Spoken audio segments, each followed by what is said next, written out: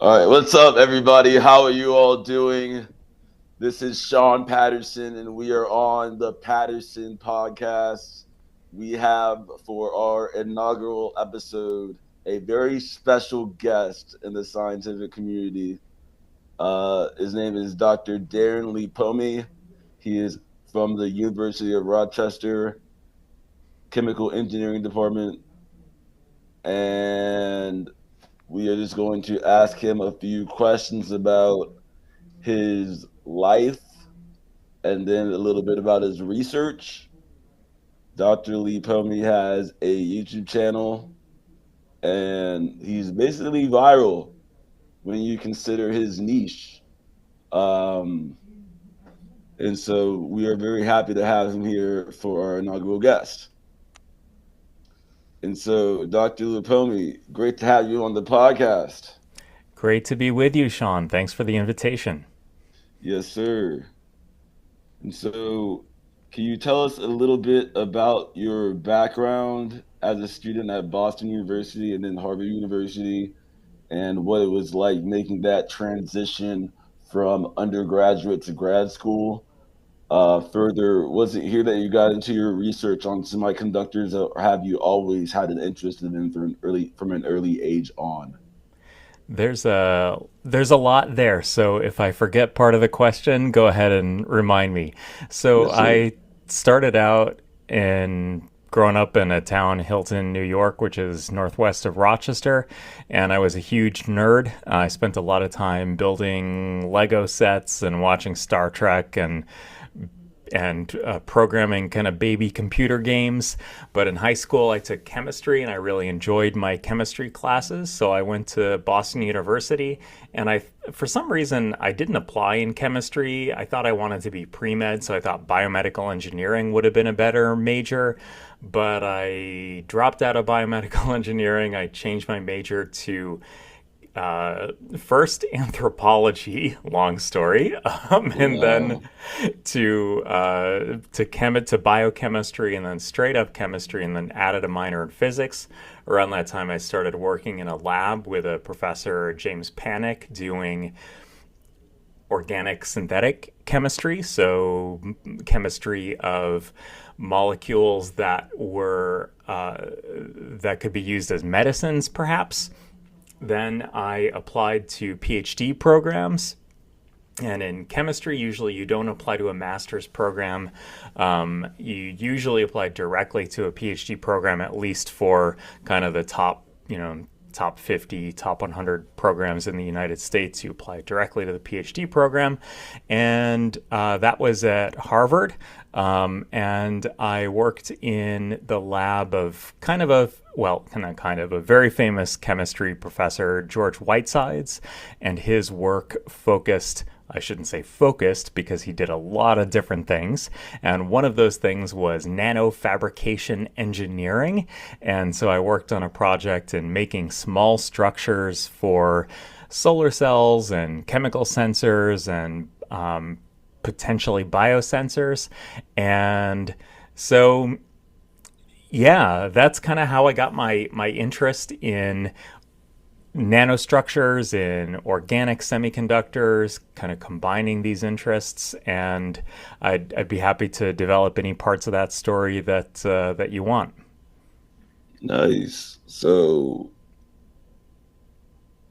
basically, I watch your lectures, and so would you say that you've got experience in all the applications that you're teaching about, or not really based on that synopsis of your career?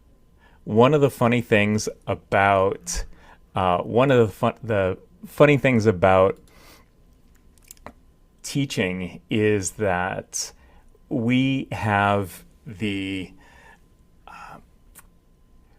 we kind of give the impression that we're experts in everything that we're talking about, but there's often a scenario in which, say, this up here is the level that we're talking, and then this is the level at which we have depth about what we're talking. And so if I'm talking about, like, maybe kind of Newtonian mechanics or something, I have a lot of depth there. But and then maybe organic chemistry, I have a lot of depth. But then we start talking about maybe, let's say, rotational motion, which is a maybe a hard part of Newtonian mechanics, and maybe I'm not so strong there. So then maybe there's not a lot of depth. So if a student asks a question in that area, I might not be able to answer many questions. That might be what I know about the topic, might be what I'm putting on the board, and Right. and so we read a lot of books and papers, but we don't necessarily work in all the areas that we teach. Interesting. So you have a YouTube channel where you teach polymer chemistry and nanoengineering and discuss topics in academia. How does it feel to be a pioneer of the modern sciences, utilizing modern technology to spread scientific literacy to the masses?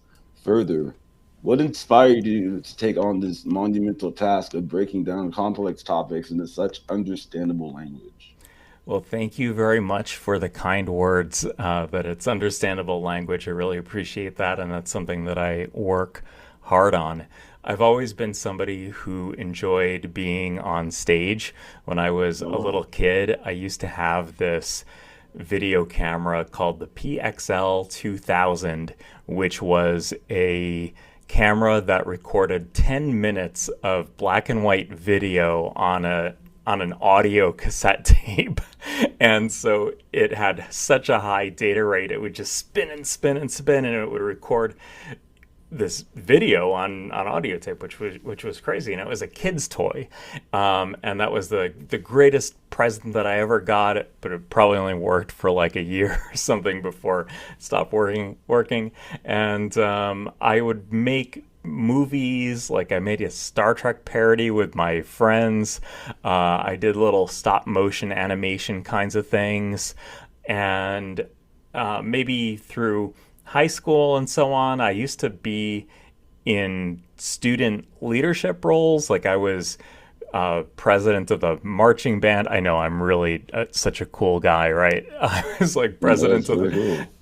of the marching band and did Model UN and stuff. So I was often speaking in front of people. I was always nervous doing it, but I always sought out those opportunities. And so when I became a professor, what I found is that I really enjoyed teaching. I really enjoyed being up in front of people.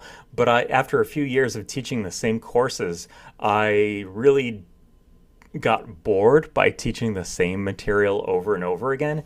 Not really the material so much, but teaching using the same words, the same analogies, the same everything. So I'm like, all right, 1 year, this is 2017, I'm just going to record everything and use those videos to show to next year's class so that I can use the actual class period to do problems and group design exercises and talk about real world examples and really interact with the students, as opposed to me just talking with my back to the to the class while I'm writing on the board.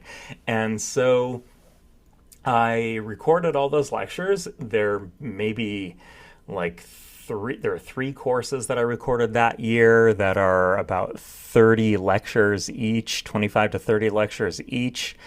Sometimes I recorded supplemental videos. And so that's the academic content on my channel. In parallel to the academic content, I was also the director of the faculty coordinator of our graduate student and postdoc talk series when I was still at UC San Diego.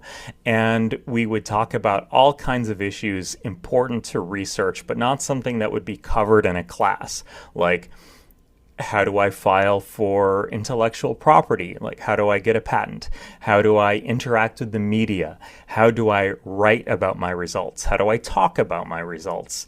How do I generate new ideas when I have no new research ideas? What are some of the ways to get the juices flowing? And so I recorded several of these talks and I put them up on my YouTube channel alongside the academic coursework content.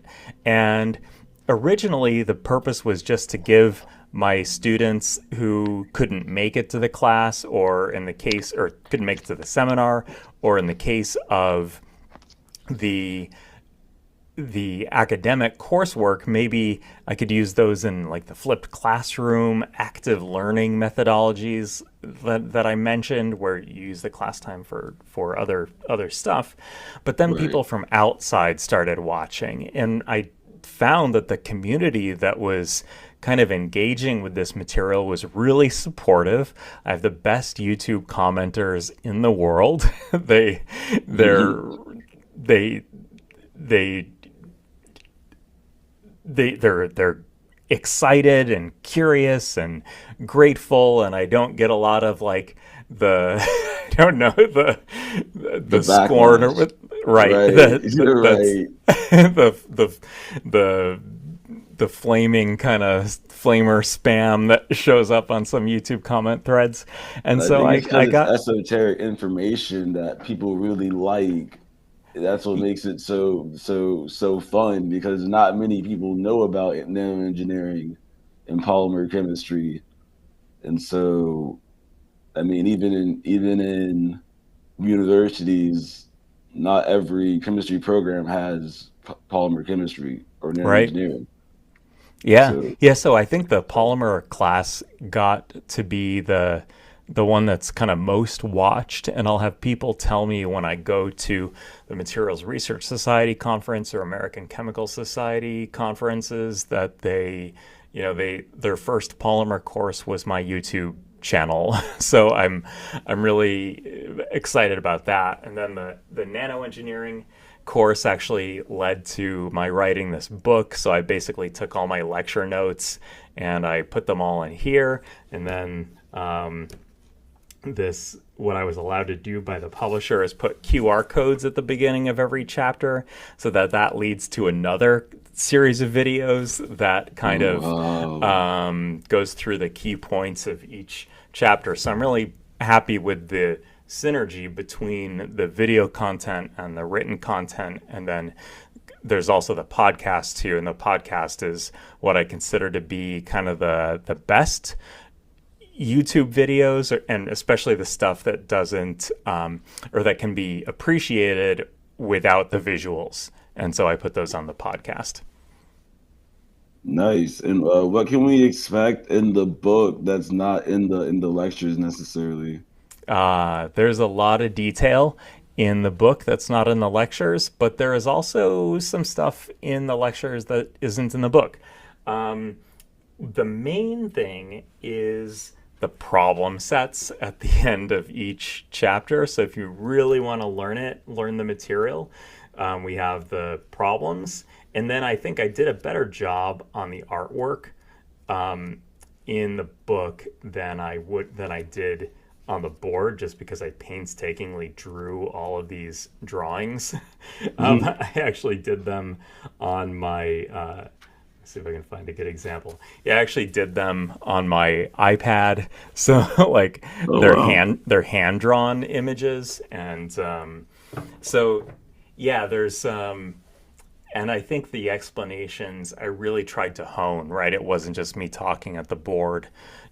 I got to spend 10 times the amount of time like at my computer screen. Like, that's not the best way to explain it, this is better. And so I think it's really kind of the distilled wisdom. Cool. And so basically, since 2017, you had that spark that just made you wanna that just made you wanna like revamp your entire curriculum, and then Yeah. you all of a sudden you just blow up on the internet. Well, I don't know, blow up, but maybe I guess for people in my niche, it's a pretty good following. I'm at almost 18,000 subscribers with a few million views overall. But yeah, Congrats. it really did allow me to engage with my live students in a more in a more immersive way. So you can picture, like, everyone's been to one of those classes where, whether it's high school or college or whatever, where the instructor is just talking to the board. Basically, Right. in all those sound waves, they're just reflected sound waves off the board, and there's not really much engagement, right? So if you can just extract that and give that to the students ahead of time, and also you can do closed caption for deaf and hard of hearing students, which is harder to do in a live environment. You can pause it and go back and put questions in the comment section. Like, it's quite a useful medium. But of course, the Khan Academy folks have been doing that for a long time, as well as Crash Course, which is a great internet resource. Mine is much, I would say, less polished, but I think people appreciate the authenticity. Exactly. Yes. The actual you being in the classroom, very fun to watch. Thank you. When- Where they have the students have to ask the questions, very cool. And so, apart from researching, what do you enjoy doing in your spare time? I saw an episode where you were swimming. Is that an interest of yours? How do you Yeah, find to sit in shape while balancing your multifaceted lifestyle? I would say the my biggest hobbies. I certainly spend the most time exercising out of all of my hobbies, exercising and music. I do. I try to exercise every morning. That's either uh, really running, swimming, or lifting weights, or but I also, because I have a pretty busy schedule, I try to do things like I'll park away from my office and then run to my office. I have a standing desk at work. Like, there's my chair, so I'm like standing right now. I will sometimes like squeeze in like calf raises while I'm reading something off the screen, or like That's so squats or funny. something. And I don't know, I might look silly doing it, especially while I'm waiting with my daughter to for the school bus to come in the morning. That, like, who's that dude who who's like bobbing up and down? And the other thing I do is, in California, I didn't have a yard, but in Rochester, I have a yard. So doing um, I like doing yard work as a means of exercise. And so I will intentionally make things more difficult for me. Like, I know this is kind of like a dude bro thing, but it's kind of a life hack that works. It's like, True. you can wear like a weighted vest when you're doing normal Oh my tasks God, the as a weighted means of like vest, bro. staying The fit. weighted But vest. I don't have a ton of like time. So when I like that's what I'll do. And I don't know. People tell me I don't look 41, and I'm happy. I'm happy to take Nice. that compliment. So yeah, I feel better. I feel like I'm more creative. I feel better about myself when I exercise. So yeah, I have in other stuff, music. So I play the trombone and I play the piano. And since moving back to Rochester, because we have a really amazing music school here called the Eastman School of Music, which I actually applied to when I was in high school for college, but I didn't get in to for music school. But now I'm like friends with the trombone faculty over there, and Nice. I've started taking lessons again with Lisa Albrecht, who's the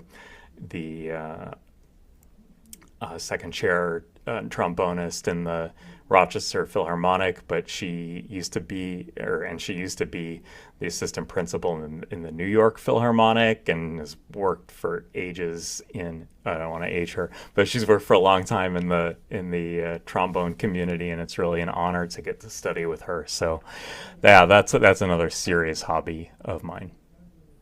That's really cool. Oh yeah, and Trombone Shorty opened the Super Bowl, which was really thrilling to get our instrument on the in the national stage. That was a real thrill. Nice. That's cool. So, would you say that being a practitioner of music helps your science at all? 100%. I think there's a discipline to studying science that is easier to achieve if you've done something else that requires a level of discipline. Mainly, it's keeping distraction out. It's knowing how to do things that are hard for you as a means of getting better for you. Let's take this as an example. Like, it kind of sucks to learn something new because like a new skill because you're not good at it at first. And so one of the reasons why a student doesn't get better in their scientific or math studies is because they kind of avoid the problems that are like the problems in the back of the book that are going to make them sweat. And but you really have to kind of do those things that you don't know. Ideally, you have the solutions manual around so you can help yourself move forward. But that's the way you really form you know, new neurological connections in your brain. Similarly, in music, one of the reasons why I play the piano a little bit too, and one of the reasons why I'm not as good as I could be as for somebody who's been playing as long as I have is because I only play the stuff that I sound good playing, and that's like 99% of my time. So, and I'm okay with that because I'm not like a professional. But if I were really trying to get better, I would play something new like every day that stretched my skills. And so that's what I'm trying to do now, sort of relearning how to play the trombone after 23 years of not playing a single note, is that I'm trying to kind of learn from the ground up. Like, how would I have learned being as, nominally wise as I am now? How would I go about learning a new skill? Now, let's dive into your research if that's cool. Sure. Can you give us some intelligence on the processes involved with semiconductors? From what I understand, they are used in applications ranging from medical applications to robotics to aerospace, enabling faster processing of commands we give them. Sure. So a semiconductor has is better at conducting electrons than an insulator like wood or plastic, but it's not as good at conducting electrons as a metal like copper or silver. And the key to the importance to the technological importance of a semiconductor like silicon or germanium or any number of other semiconductors, even beta carotene in carrots is a semiconductor, believe it or not. But anyway, is that their conductivity can be modulated by an external stimulus. So if you apply an electric field to a semiconductor, you can make it more conductive. If it's in a device, you apply an electric field and you can draw charges into the semiconductor, and that can make it more conductive. If you shine light at a semiconductor, you can make it more conductive. If you do some chemistry on a semiconductor, like you either oxidize or reduce the semiconductor, you can make it more conductive. And so what you can do is generate these complex devices where you can gate the conductivity with these external stimuli. Let me give you an example. A transistor is one of the most fundamental types of semiconductor devices. And a transistor is just a switch that you can turn on and off using electric fields. So you might have a transistor made of a semiconductor, and there are two electrodes there. There are two contact pads. There's a source and the drain. And then below the semiconductor, you have a gate. And that gate is like turning the switch on and off, which allows electricity through between the source and the drain. But the voltage applied to that gate, the electric field that emanates from that gate, could be the output of another transistor. So that transistor controls this transistor, controls this transistor, could control two or three other transistors. And that's how you generate the ability, that's how you build up the ability to do math and ultimately to put images on a screen and ultimately to create the internet and calculate quantities that correspond to images and video and sounds and so forth. So that's the power of a semiconductor. Another example of semiconductors is solar panels. So a solar panel has two types of semiconductor. One is better at transporting positive charges, so you call that p-type, and one is better at transporting negative charges, so you call that n-type. There are differences between different types of semiconductors. So silicon, they're not actually charges. They're either extra electrons or the absence of electrons, but in organic semiconductors, they're formal charges that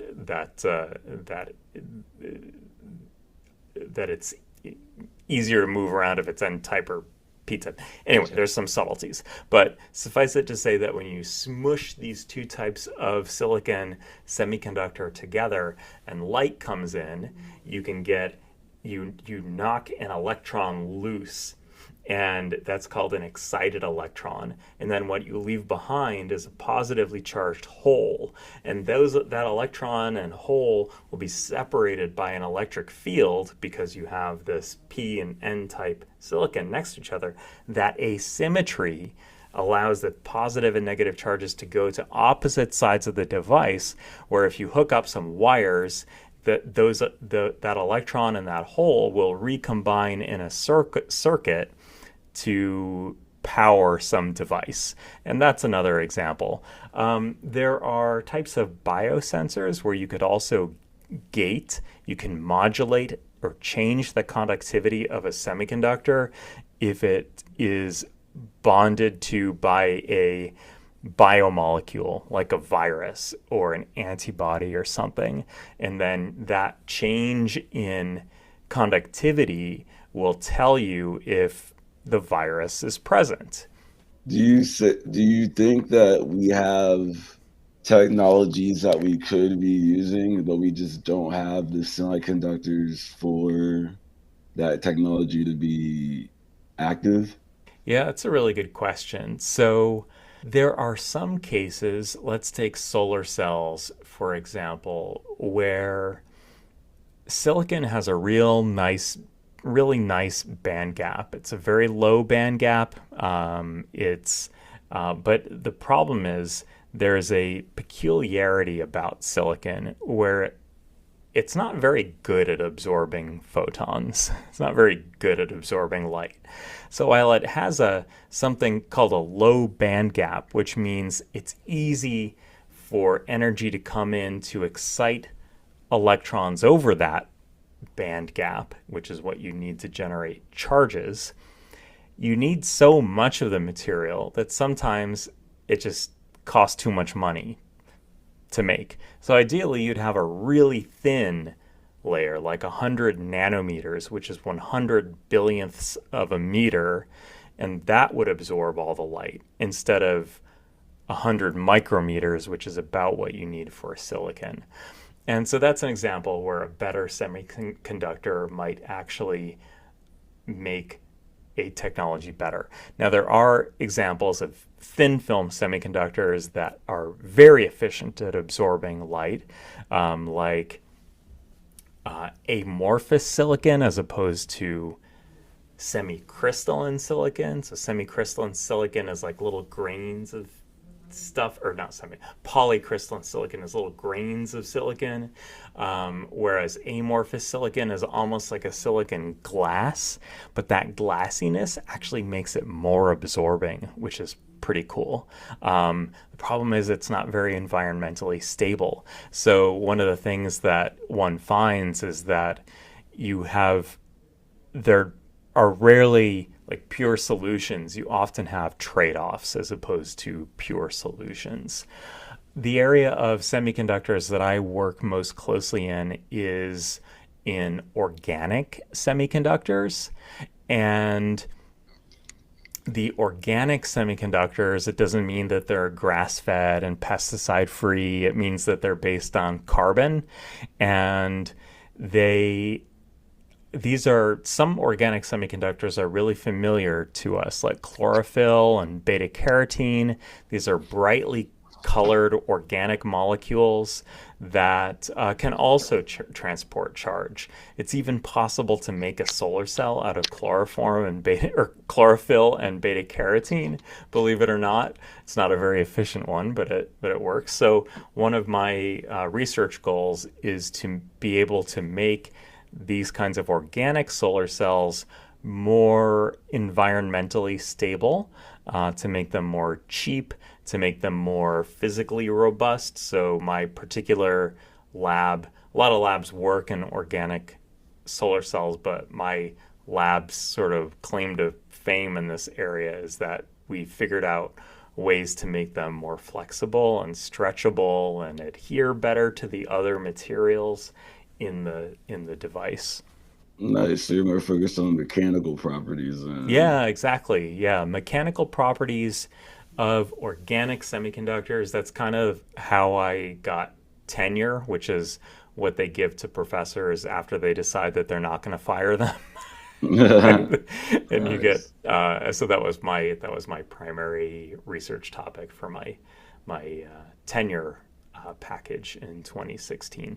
And so I got a final question with that, which kind of goes into the last question. With the advent of super fast semiconductors and the rise of artificial intelligence, do you foresee a world will become virtually dependent on electronics based on their ability to enhance our quality of life? I.e., do you think they will proliferate the advent of other technologies once we're able to crack the code on semiconductors, thereby making us dependent on them? I think that dependence on artificial intelligence has already kind of happened. Mhm. It's very useful to be able to talk to GPT-4o and ask it and bounce ideas off of it. It's like performing 1,000 Google searches all at once. It's a super efficient way to enhance our ability to do research. There are caveats right now, but I think that ultimately the solution to this will be fairly simple. I'm not a computer scientist, so I'm not going to be the one coming up with the solution. But like its ability to search the literature right now is not great, although some platforms are getting better at it. Probably by the time someone listens to this 2 years later, that problem will be solved. I think the Right. biggest technological hurdle with AI is that to get to human level intelligence and especially sensory motor control, things that require like, picking up a pen or like going into a random house and having a robot be able to fix a toilet. Like, I think that's like at least 10 years off. But I think being able to do that kind of calculation requires so much energy into the calculation. They call this compute now. It requires so much compute that even just to get 10% better might take 2 or 3 times as much energy, right?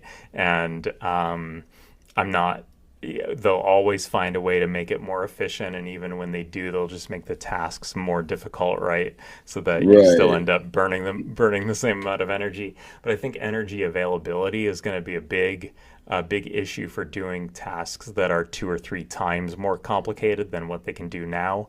And the other thing I would say is that our underlying values can't really be determined by a machine.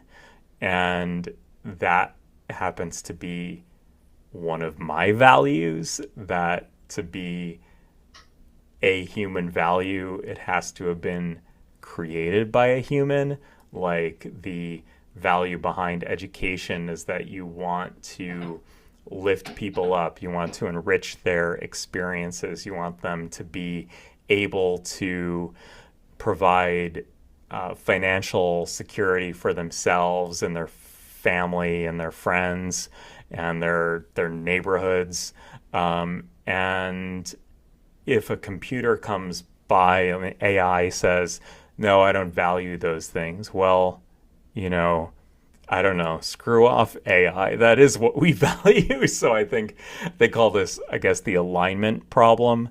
And another thing that one might value is maybe you do want solutions to problems to have been created by humans or with human involvement and not entirely done by machines. Take, I don't know, take wine or whiskey or something. There are some really fine bottles. I mean, this is true for music and stuff too, but like you it is possible theoretically to do analysis to separate every component in that whiskey or wine bottle and just buy the chemicals from the Sigma Aldrich catalog and mix them together in the right proportions. And there you've got that perfect wine bottle.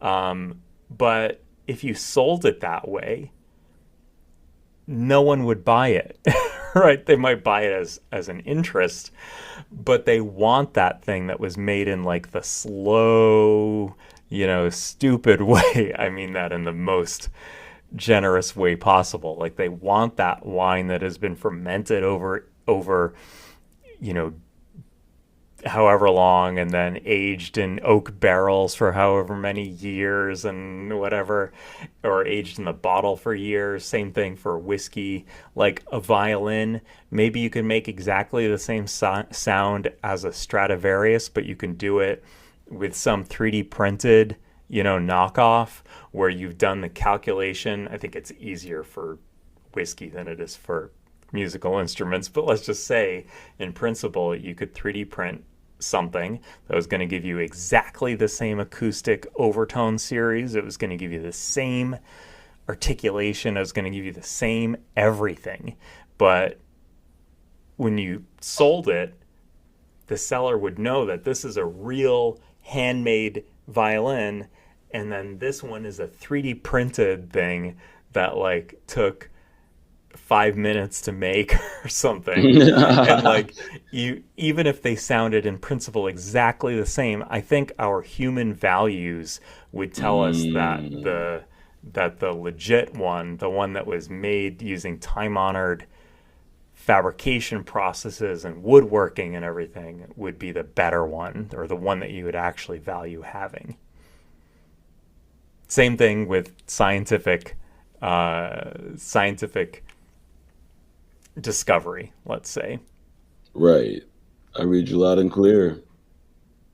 And that's not to say that like a computer couldn't discover something that we found to be valuable, but it's not going to be the computer telling us that that's what you should value.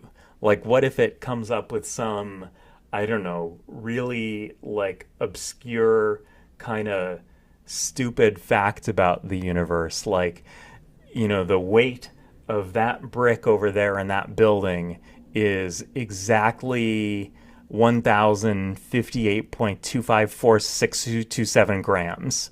Like, okay, great. You just wasted all of that like computational power on some totally trivial result. So there has to be some interface with human values in order for, I think, the result to actually be valuable.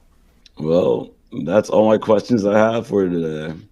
All right. Thank you, Sean. This was really fun.